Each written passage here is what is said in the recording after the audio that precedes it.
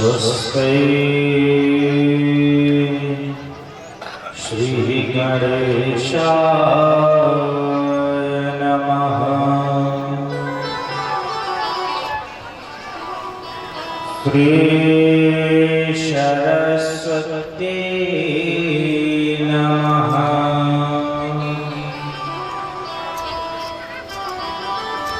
श्री सद्गुरु चरण कमलेभ्यो नमः।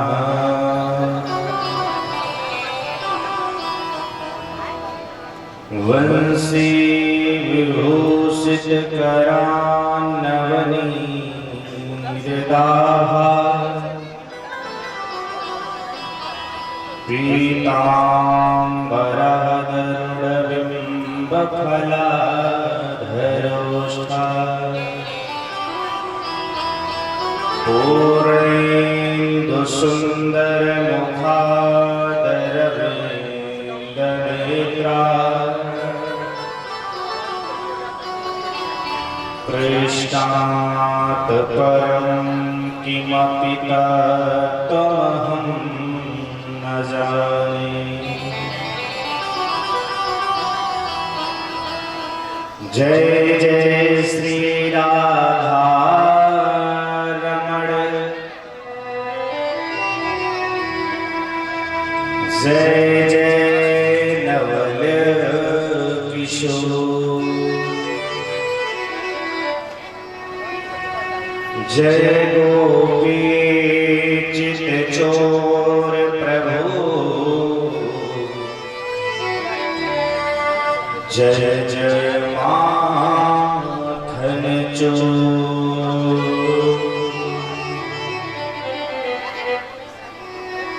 राधा मेरी माँ तू है, पिता मेरे घनश्याम। इन दोनों के चरणों में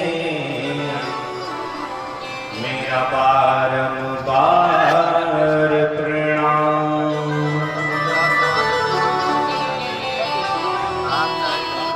राधे मेरी माँ तू है,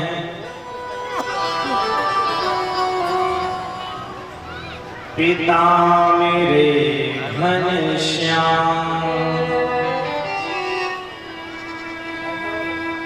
जन्म जन्म मोहि दीजियो श्री वृंदावन वास।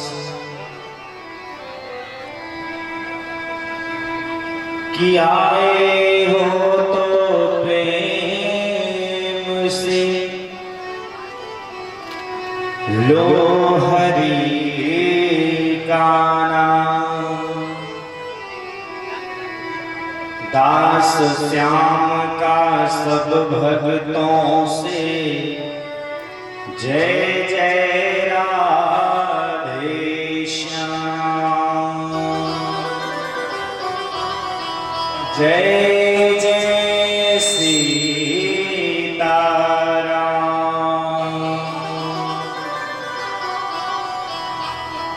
बोलिए वृंदावन के बिहारी लाल की हो। सांवरिया से ठेकी जय हो। राजा रामचंद्र भगवान की जय हो। मिथिला धाम की जय हो। श्री जगत जननी जगदम्बा मैया की जय हो। जनकपुर धाम की जय हो। वरम बाबा सरकार की जय हो। श्रीमद् भागवत महापुराण की जय हो। जय जय श्री राधे। हरिओम हरिओम हरिओम।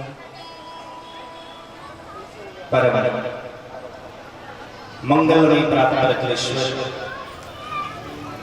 पूर्ण परमात्मा जगत पिता जगदीश्वर कारण करुणा वरणालय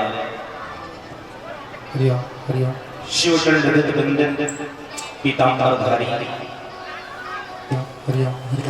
बालिक की वामांगनी प्रतिमूर्ति श्रीमद् भागवत महापुराण की अमृतमयी कथा का द्वितीय दिवस और की पावन सी धरा पर परमदेव स्थान पर दिव्य माखन मुकुंद यशोदा नंदन श्री श्याम सुंदर लाल की अमृतमयी लालित्यमयी कथा का द्वितीय दिवस द्वितीय दिवस की सायंकालीन वेला में पधारे हुए समस्त श्रोता बंधु माता सती अनुसुईया गार्गी के प्रचंडों को कृतार्थ करने वाली हमारी प्यारी प्यारी भक्तिमती माताएं हैं, प्यारी प्यारी बहनें और हमारे भविष्य के छोटे छोटे बच्चे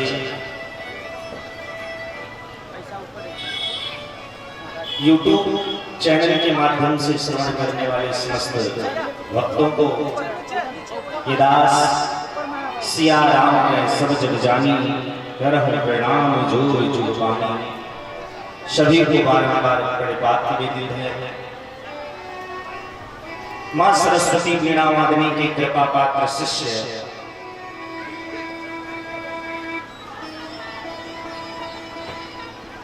एवं अपनी सुंदर सुर लहरियों के द्वारा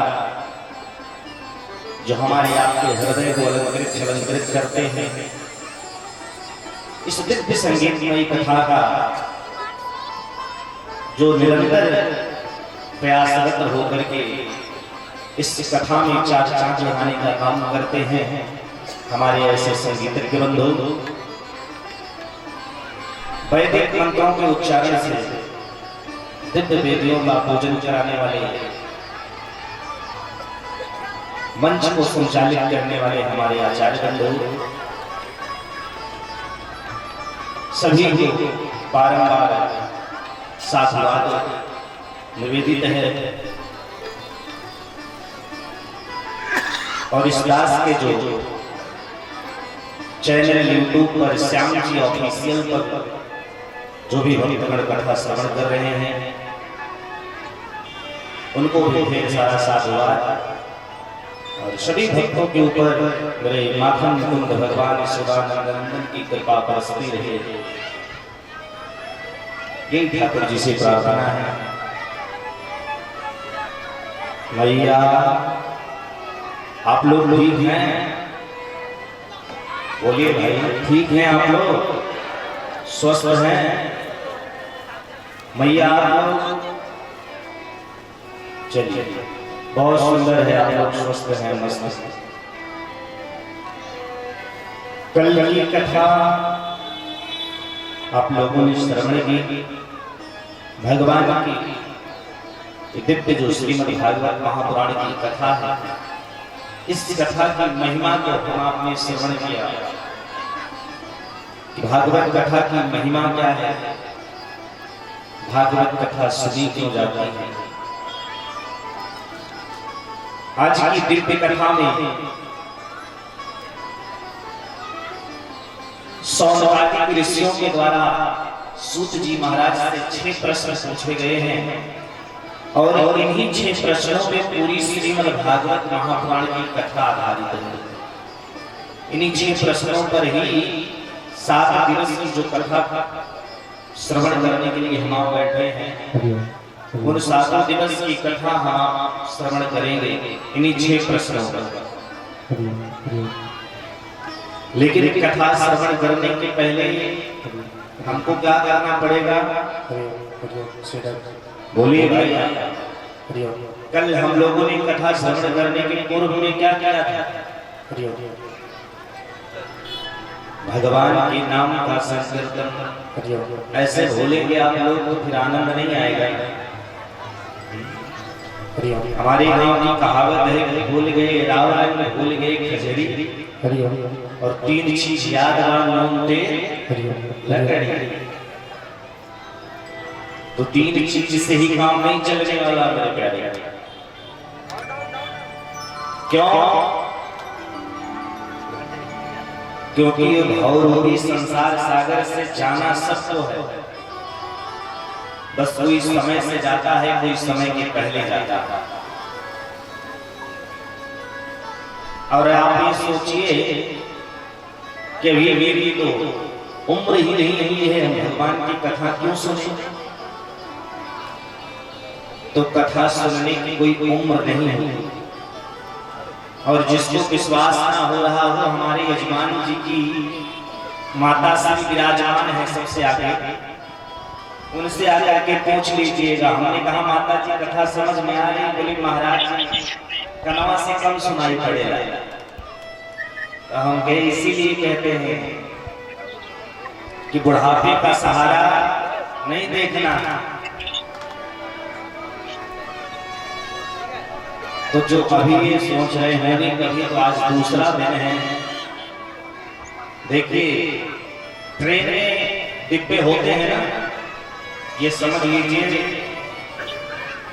कि 7 दिवस की 7 डिब्बा है, जिसमें से ट्रेन का एक डिब्बा निकल चुका है और 7 डिब्बा में 6 डिब्बा बचे थे, जो आज दूसरा डिब्बा आकर के स्टेशन पर लगा है। अब इस डिब्बे में आज कितने लोग विराजमान होकर के यात्रा करेंगे, वो तो भाई वही जान सकता है जो टिकट कटाया। और अगर टिकट यहाँ नहीं कटाओगे तो कहीं टीटी पकड़ लेगा तो डबल फाइन देनी पड़ जाएगी। इसीलिए जीवन रहते ही कम से कम भगवान का भजन करिए, भगवान की भक्ति करिए। इसलिए आइए अमृतमय कथा को श्रवण करने के पूर्व मन और वाणी को पवित्र करते हुए कथा में प्रवेश करते हैं। तत्पश्चात मेरे गोविंद की जैसे इच्छा, मेरे कन्हैया की जैसे इच्छा कि गोविंद मेरो है गोपाल मेरो है। ऐसे आनंद नहीं आएगा। आनंद कब आएगा? आपके हाथ खुले होने चाहिए और मीठी मीठी तालियों की सेवा करते हैं। गोविंद की शरण में हम सब चलते हैं कि गोविंद मेरो है गोपाल मेरो है।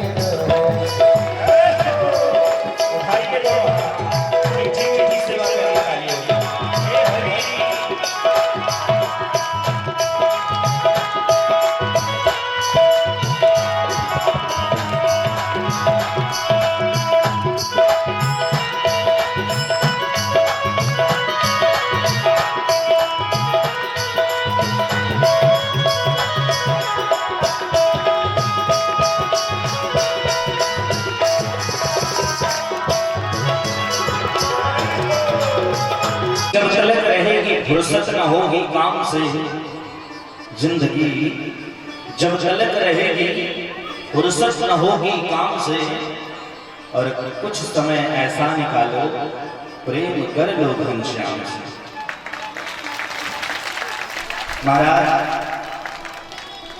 हकीकत बताऊं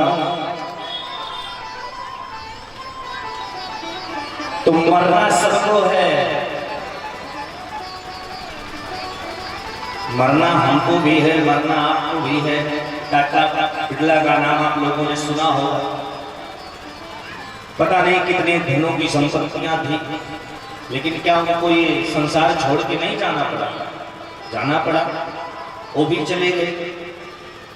अंबानी जी को देख ही रहे हैं, उनको भी जाना है। आया है सो जाएगा राजा रंग फकीर, कोई सिंहासन चढ़ चला और कोई बधा जंजीर। जाना सबको है माई बाप, हम हो आप हो कोई भी हो, बस यही है कि कोई अच्छे कर्म करते हुए मृत्यु को प्राप्त होता है तो भगवान के धाम जाता है, और कोई दुष्टता का कार्य करता है तो उसे नरकों की यातनाओं को भोगना पड़ता है। जाना सबको, ऐसा कोई ये व्यक्ति नहीं कह सकता अपने सीने पे हाथ रख के कि हमको नहीं जाना है। जाना सबको है। महाराज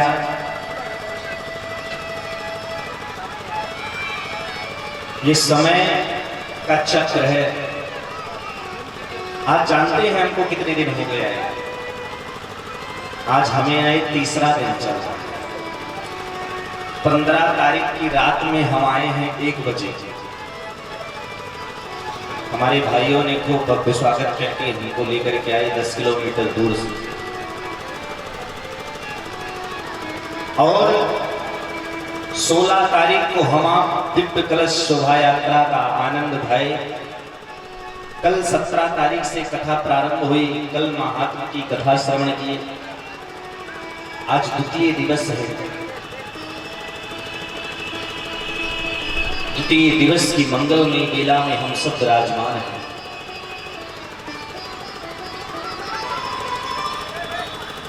अभी तक हम लोगों ने भागवत जी में प्रवेश नहीं किया है। प्रथम दिवस की कथा विश्राम हो गई, लेकिन अभी हम भागवत जी में प्रवेश नहीं किए हैं। तो बोले अभी हम तो भागवत जी की महिमा तो समझ रहे हैं। भागवत जी की महिमा क्या है? आज हम लोग मंगलाचरण के साथ में प्रथम स्कंद में प्रवेश करेंगे, और आज से संगीत में दिव्य श्रीमद् भागवत महापुराण की कथा का हम सब आनंद लेंगे। आइए मंगलाचरण के साथ में प्रवेश करते हैं कथा में। जन्माद्यस्य यतोऽन्वयादितरतस् चार्थेष्वभिज्ञः स्वरा तेने ब्रह्म हृदयादि कवये मुह्यन्ति सूरयः तेजो आर्यमृदां यथा विनिमयो यत्र त्रिसर्गो वृषा धाम्ना स्वेन सदा निरस्तकुहकम् सत्यं परं धीमहि। ये संगीत श्रीमद् भागवत महापुराण के प्रथम स्कंद का प्रथम श्लोक है। देखिए, हर शास्त्रों में और हर पुराणों में अलग अलग देवी देवताओं की मान्यता से उनके नाम स्मरण करते हुए उनको प्रणाम किया गया। लेकिन भगवत कथा में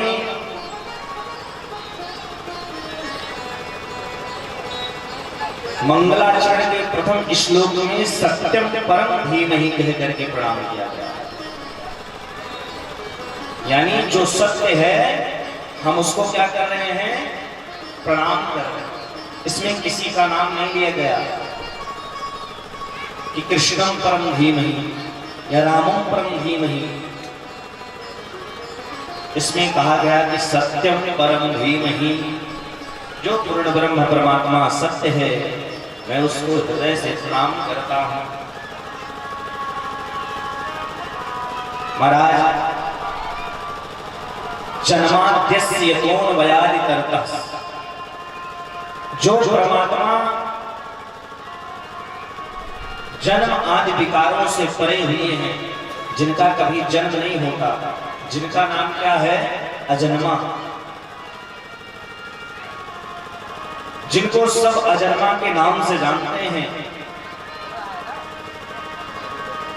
जो विराट स्वरूप वाले हैं, ब्रह्मा बन करके सृष्टि का सृजन करते हैं,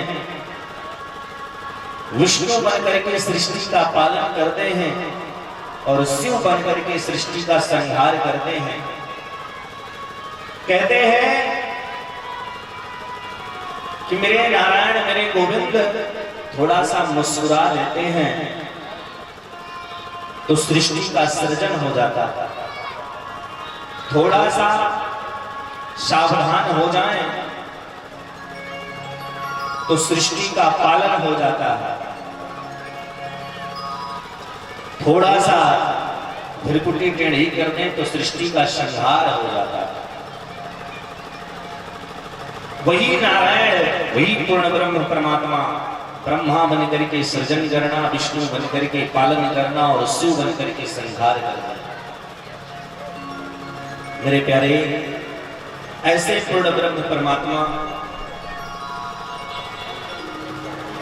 जो सूर्य की किरण रेगिस्तान की बादलों पर पड़ जाने से हमको जल का भ्रम हो जाता है, उसी प्रकार भगवान की मिथ्या से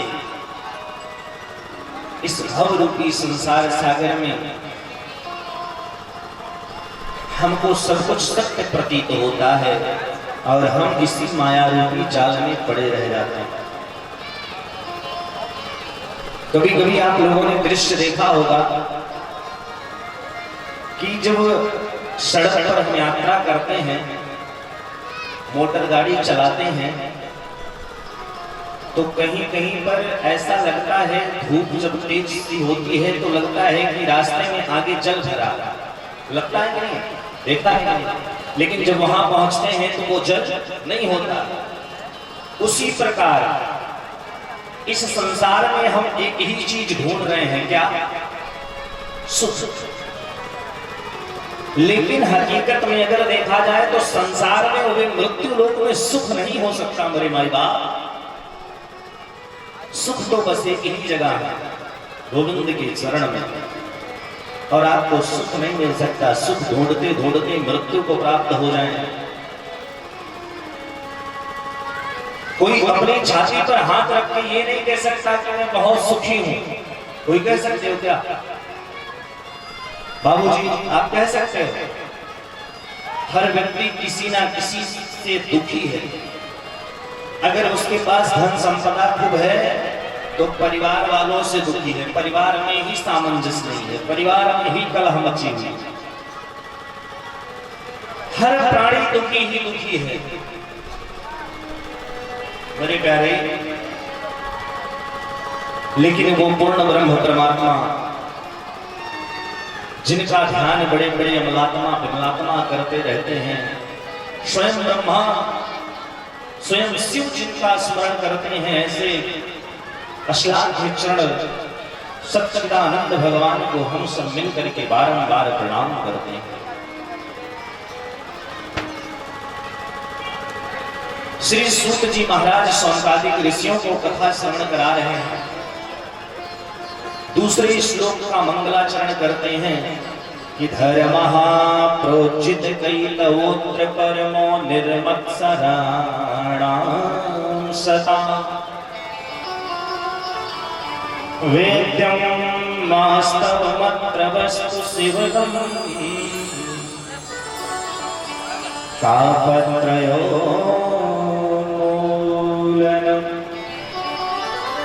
धर्मः प्रोचित कैलवोत्र परमो, धर्म क्या है मेरे प्यारे? आप लोग भगवान की कथा में बैठे हैं, धर्म क्या है? मैया देखिए मत, इधर सुनिए, धर्म क्या है? नहीं पता। कहते हैं कि सत्य बराबर तप नहीं, झूठ बराबर पाप, जाके हृदय साच है, ताके हृदय प्रभुआ। जिसके हृदय में सच्चाई भरी हुई है, ये समझ लीजिए कि वो सबसे बड़ा धर्मात्मा है। और झूठ बोलने वाला दिन भर लेकर के कंठी घुमाए, कुछ नहीं होने वाला। राधे राधे राधे राधे राधे राधे राधे राधे राधे राधे राधे राधे राधे राधे करता रहे, लेकिन 100 झूठ बोले तो उसके 1000 माला करने से भी कोई फायदा होने वाला नहीं। और एक भी माला नहीं करता हो लेकिन वो सत्य के मार्ग पर हो, तो ये समझ लीजिए कि प्रभु उसका कल्याण कर देंगे। एक बात बताऊं, अगर आपने गलती की हो तो झुकिएगा। हमारा शास्त्र ये नहीं कहता, हमारा शास्त्र कहता है किसी को 3 बार समझाइए, और अगर ना समझ में आवे तो 60 समा चलिए। जब समझ जाइए कि ये दुष्टता इसकी कम नहीं होने वाली है, तो वहां पर बहुत सीधे बनने से भी लोग सोचते हैं कि डर गया।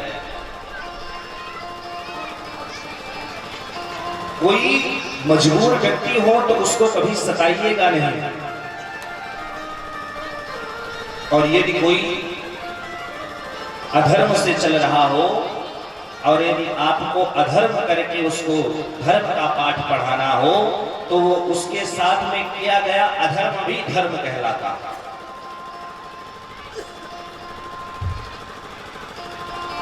महाराज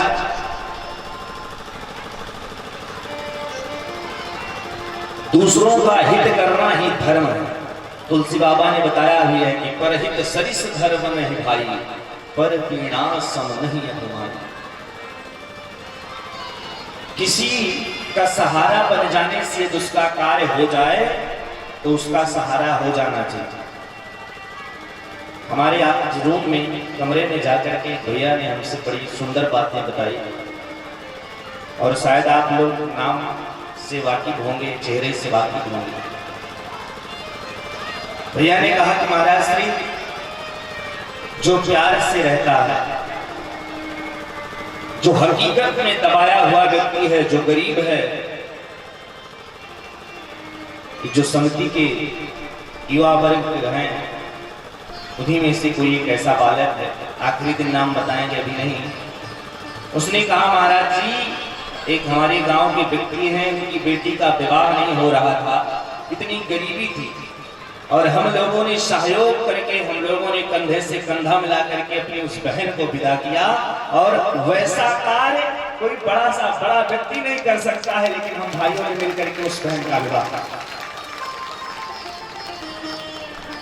तो ये औरा की पावन सी धरती है, यहाँ वीरों की कमी नहीं है। ऐसे भक्त, ऐसे भाई यदि एक गांव में 1, 2, 4 हो जाए ना, तो वो गांव भर में। लेकिन आज की स्थिति ये है कि आप हजारों उपकार कर लीजिए, हजारों उपकार करने के बाद कहीं एक छोटी सी गलती हो गई तो आप उस गलती को याद करेंगे, आप हजारों का उपकार नहीं याद करेंगे। लेकिन हमारे गुरुदेव भगवान कहते हैं कि बेटा, इस जीवन में किसी ने तुम्हारा एक बार भी उपकार कर दिया और 100 बार अपकार करे तो उसके उपकार का बदला कभी आप नहीं चुका सकते।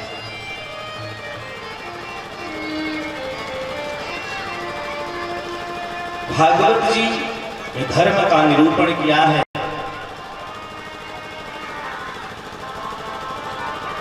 जो ये कथा है, ये भागवत कथा सीधे नहीं आई, ये शाखा प्रति शाखा लटकती हुई फिर नीचे को आई है। पता है कैसे? ये नारायण की शाखा से लटका है तो ब्रह्मा जी की शाखा पे लटका, और ब्रह्मा जी से लटका तो नारद जी की शाखा पे लटका, और नारद जी की शाखा से लटका तो वेदव्यास जी की शाखा पे लटका, और वेदव्यास जी की शाखा से लटका तो सुखदेव जी महाराज की शाखा पे लटका, और सुखदेव जी महाराज के द्वारा दिव्य श्रीमद् भागवत का गायन किया गया। तो परीक्षित को कथा श्रवण कराई गई, और कथा ऐसे दिव्य मृत्यु लोक में ही सुलभ है माई बाप। बोले मान लीजिए एक कथा को हम श्रवण कर लिए एक बार। एक कथा जानते हैं, निगम कल्पतरोर गलितम। ये कथा पका पकाया फल है। जैसे आम, पका आम देखे हैं आप लोग, उसमें बीच में गुठली होती है, लेकिन ये ऐसा फल है महाराज कि इसमें कोई गुठली नहीं, कोई छिलका नहीं, मैंगो शेक की तरह है, सिर्फ आपको पीना है। और एक चीज आप लोगों ने भी देखा होगा कि आम पका हुआ डाल पर लटक रहा हो और उसमें अगर तोते का मुख लग जाए तो आम मीठा हो जाता है, या सुख यानी तोते की इतनी परख होती है कि जिस फल में वो टोंट मारेगा वो फल पहले से ही मीठा रहेगा। तो इसमें श्री सुखदेव जी महाराज का मुखारबंद लगा है, इसलिए सुखदेव जी के मुखारबंद के कारण ये श्रीमद् भागवत महापुराण की कथा और दिव्य हो गई। बोले मान लीजिए एक बार कथा हो रही है, श्याम जी सुना रहे हैं, अब जीवन में अब तो सुनने की जरूरत नहीं है। बोले नहीं, मुहुरहो रसिका भूमि भाव कहा, निरंतर पान करिए। और एक चीज आपको विचार करके बता रहा हूं, आप जो कथा आज श्रवण कर रहे हैं 2026 में अगर आने का अवसर मिलेगा तो आप ये कथा नहीं, आपको पूरी कथा बदली हुई लगेगी। हरि अनंत हरि कथा अनंता, कहाँ ही सुन ही बहु विधि सब संता। कथा आनंद है महाराज। आप सोचेंगे वही महाराज जी वही भागवत कथा, लेकिन ये तो सब फलन, ये भगवान की कथा है। जितना आप सराबोर होना चाहेंगे, जितना आप डूबेंगे, आपको उतना ही आनंद आएगा। शौनकादिक ऋषि विराजमान हैं। शौनकादिक ऋषियों ने प्रश्न किया कि प्रभु ये बताइए कि भगवान तो कृपा करते ही, लेकिन इन संसार के प्राणियों को अपने कल्याण के लिए क्या करना चाहिए? हे मैया,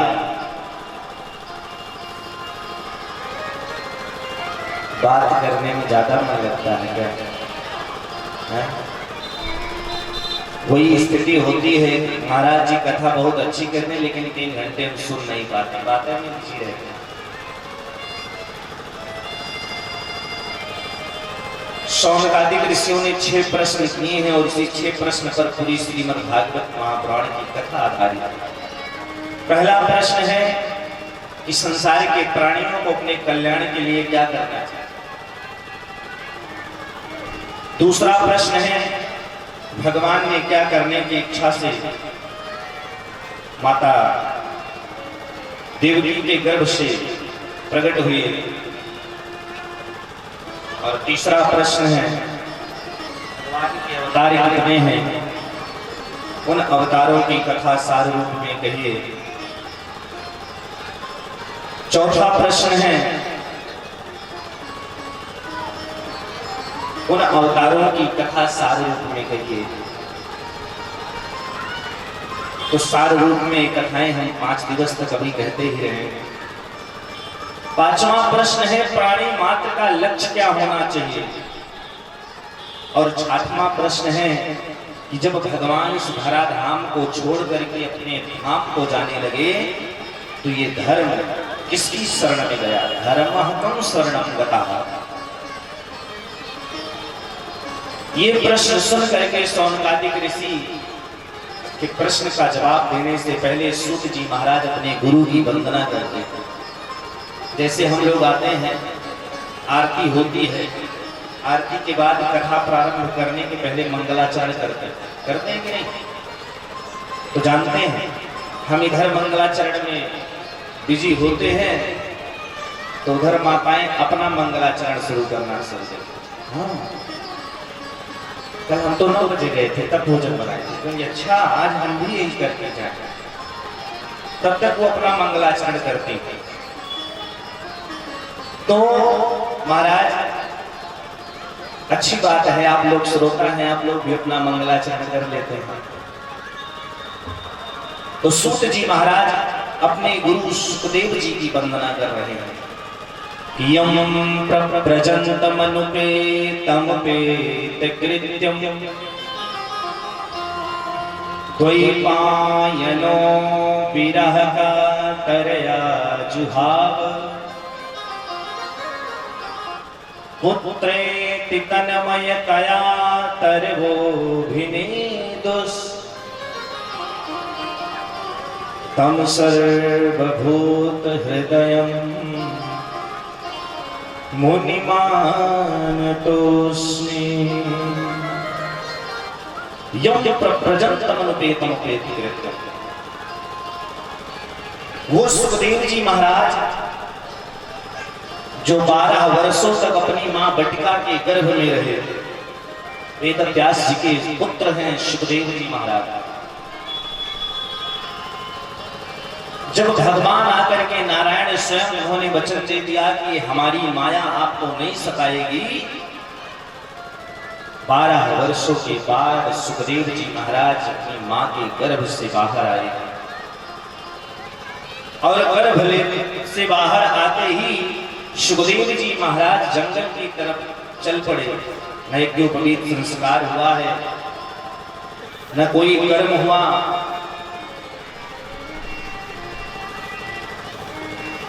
भगवान सुखदेव जी को ऐसी स्थिति में जाते देख करके सुखदेव जी के जो पिता हैं वेदव्यास जी, वो पुत्र पुत्र कहते हुए दौड़ रहे हैं। लेकिन सुखदेव जी एक बार भी मुड़ करके पीछे नहीं देखे। पता है क्यों? इसलिए पीछे मुड़ करके नहीं देखे कि ऐसा ना हो कहीं हम इस भव रूपी संसार सागर में फंस जाएं। रास्ते में वृक्षों ने सुखदेव जी की तरफ से उपदेश दिया कि अरे सुखदेव जी के पिताजी व्यास जी, आपका एक पुत्र छोड़ करके जा रहा है तो आप उसके पीछे पीछे दौड़ रहे हैं, और हम तो वृक्ष हैं, हम तो जड़ हैं, फिर भी इतना ज्ञान है हमारे, पता नहीं कितने पुत्र प्रतिदिन हमको छोड़ करके जाते हैं। इस बात को सुन करके भी पुत्र मोह में, सुखदेव जी महाराज के मोह में वेदव्यास जी वापस नहीं हुई और आगे पहुंच गए। एक नदी में कुछ स्त्रियां नग्न अवस्था में स्नान कर रही थी। जब उन्होंने सुखदेव जी को देखा तो वस्त्र नहीं धारण किए, लेकिन जब वेदव्यास जी को देखा तो दौड़ करके अपने अपने वस्त्र धारण करने लगी। वेदव्यास जी ने कहा, बेटा अभी मेरा 16 वर्षीय प्रतीत हो रहा पुत्र जा रहा है, तब आपने लज्जा नहीं आई, तब आपने वस्त्र धारण नहीं किए, और मैं तो आपके बाबा पर बाबा के समान हूं, आप मुझे देख करके लज्जा कर रही हो। उन स्त्रियों ने कहा, बाबा लज्जा उसके सामने की जाती है जिसको स्त्री और पुरुष का भेद पता हो। आपके पुत्र तो परमहंस हैं, उनको तो स्त्री और पुरुष का कोई भेद ही नहीं है, उनके सामने कैसी लज्जा। ऐसे वचनों को सुन करके वेदव्यास जी वहीं से वापस आकर के सरस्वती नदी तट के किनारे विराजमान हैं। अपनी दिव्य दृष्टि से आते हुए कलियुग का दर्शन करते हैं। मां वीणा वादनी की कृपा से वेदव्यास जी ने 17 पुराणों की रचना कर डाली, वेद वेदांत शास्त्र गीता उपनिषद की रचना कर डाली, लेकिन मन को शांति नहीं। एक दिन देख रहे हैं चिंतित अवस्था में विराजमान हैं, नारद जी का आगमन हुआ।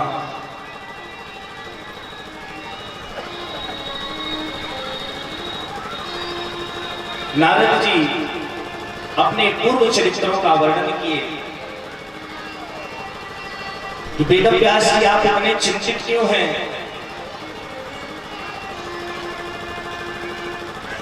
वेदव्यास जी ने कहा कि नारद जी मैंने वेद वेदांत शास्त्र गीता उपनिषद की रचना कर डाली, लेकिन मेरे मन को शांति नहीं है। कृपा करके ऐसा उपाय करिए कि मेरे हृदय को शांति मिले। नारद जी ने कहा